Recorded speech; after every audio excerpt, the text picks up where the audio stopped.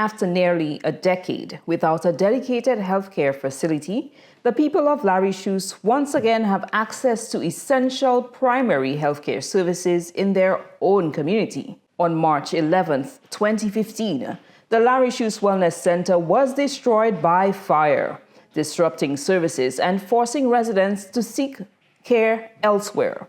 While outreach programs and neighboring healthcare facilities provided temporary relief, the need for a fully equipped centre remained urgent.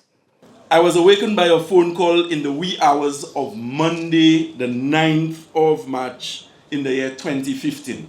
And I think it was Nurse Suraj, Kufni Suraj, who called to inform that the Ressource Health Centre was on fire. We discussed what was happening. I informed the then Minister with responsibility for health, the Honourable Alvina Reynolds, and Prime Minister Dr. Kenny Anthony.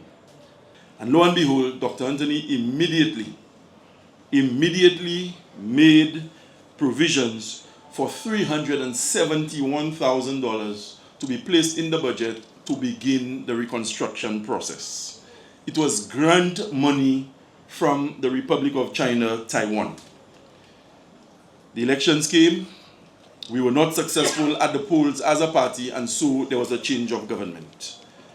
And I waited with optimism, thinking that the government of the day would have seen the need to refurbish and repair the facility.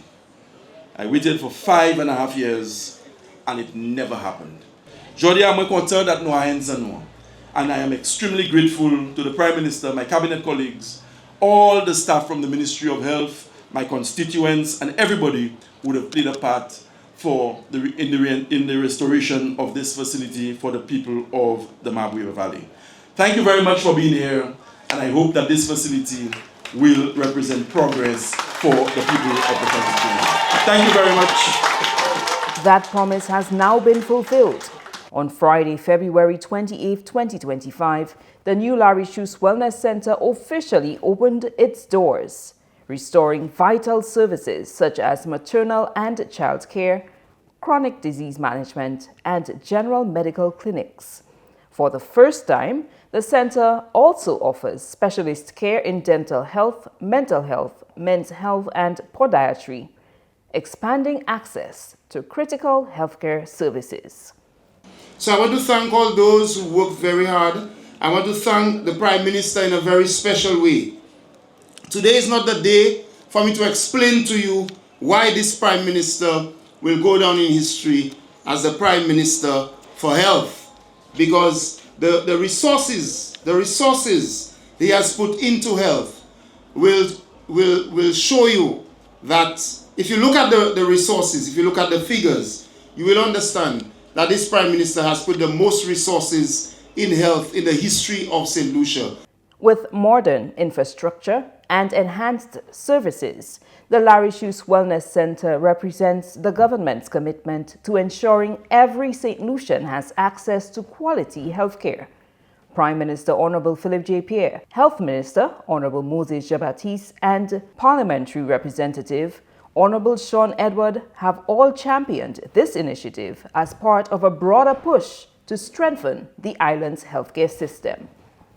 And every man and woman can get the basic health care that they need so they can have a proper quality of life. That is the objective of the government. That is the objective of the government. And this year, we've spent $160 million on healthcare. $160 million on healthcare, and the health and security levy that you heard them talking about, making you believe that this government is taxing you over the limit for health. The health and security levy has only raised $37 million, and you spent $160 million on healthcare, and that is not taking into consideration the money that we spend at St. Jude Hospital. And this government has spent the most money on healthcare in the history of governments in St. Lucia. And we will continue. We will continue because we believe that health is truly wealth. For residents, The reopening marks a long-awaited return to accessible healthcare within their own community.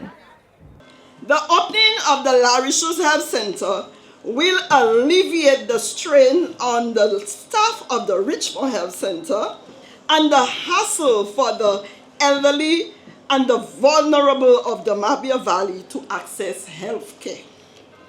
This centre is more than just a building. It is a beacon of hope.